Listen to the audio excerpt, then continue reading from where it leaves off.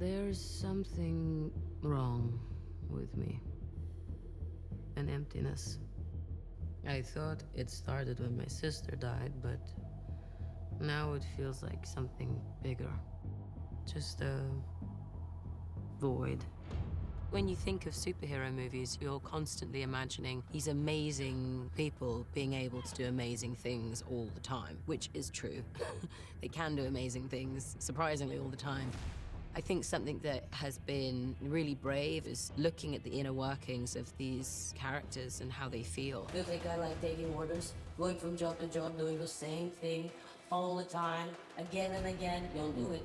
A lot of this movie is about Yelena figuring out who she is, who does she want to be? Is she worthy of being a hero? There was a kind of need, we felt, to give the beginning of the movie a little more weight and a little bit more surprise and up the stakes. So we decide we're going to go to Kuala Lumpur, Malaysia, and go to the rooftop of the Merdeka 118 tower, 2,227 feet, the second tallest building on the planet, and literally put Florence Pugh, Yelena, on the edge. This is months and months of setup, working with the Malaysian government, working with the local production services crew. And additionally to that, our stunts team spent months designing, rehearsing the stunt rig that was going to go on top of this rooftop. It's amazing. 3, 2, 1. We had stunt personnel that were jumping off bridges in Idaho practicing, all before the main event of getting to Malaysia. So here we're at the Merdeka 118, getting ready with our 2 base jumpers, Katie Hansen and Pat Walker, to do a real base jump off the second largest building in the world. And the plan is for them to run off and do a rehearsal jump. Rolling!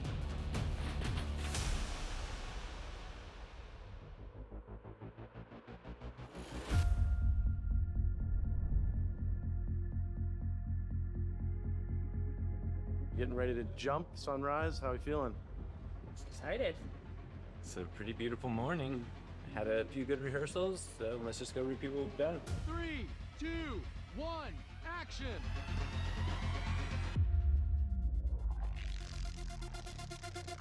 Katie truly is a renowned base jumper, one of the best in the world, and seeing her run off of this platform multiple times is incredible. Once you start that countdown, it is a different mindset. You're in the zone.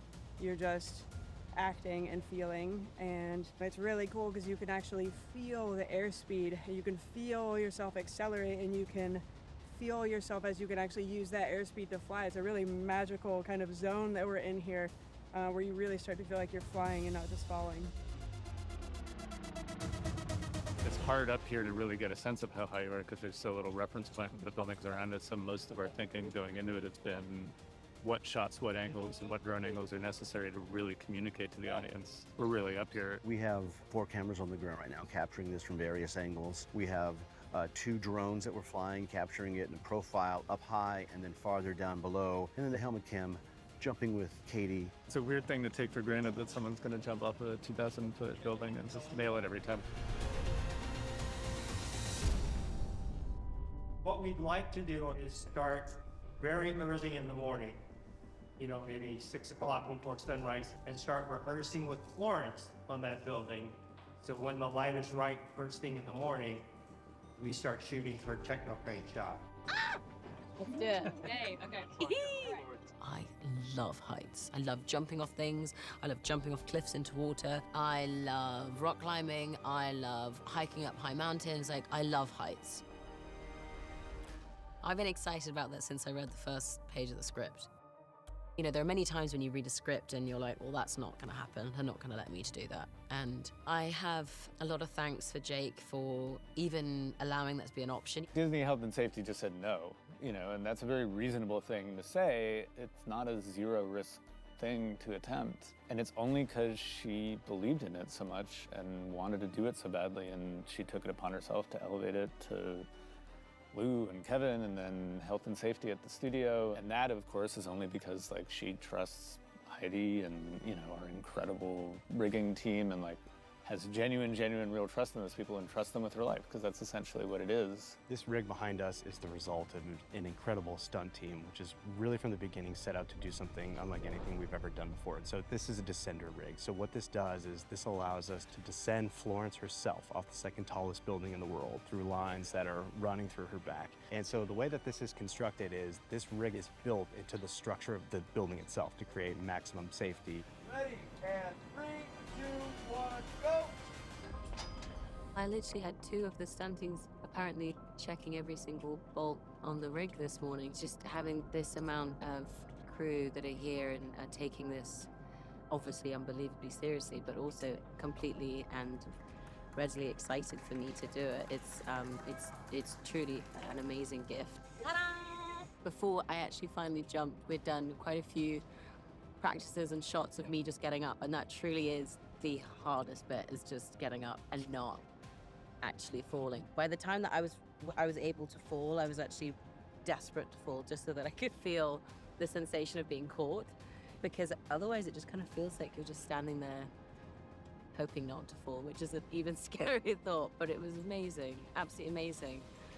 The stillness of sitting there and waiting for everybody to finish their checks and finish their get-readies, and then it's your time to shine, is insane. I've never had that much pressure and power all in one word of action. And your toes and fingers are just alive throughout the entire take.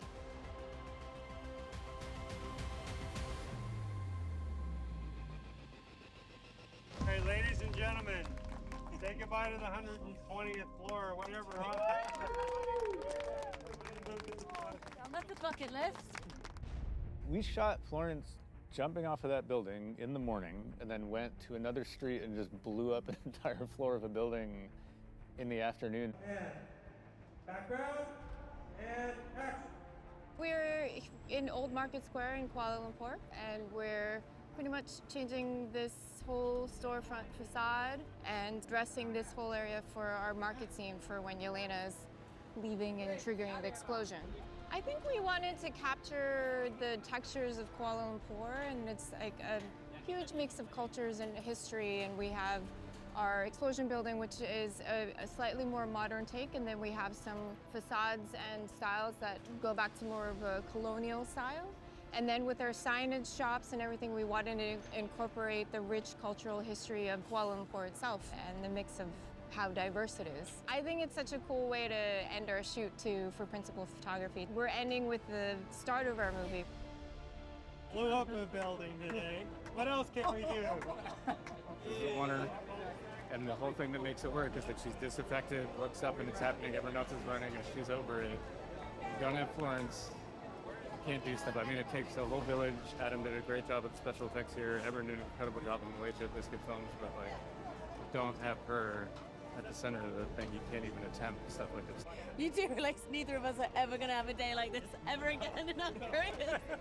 Like, that usually takes up one day. Yeah, that was the easy part. It's a huge help when you're working and acting in the space that your character is supposed to be in.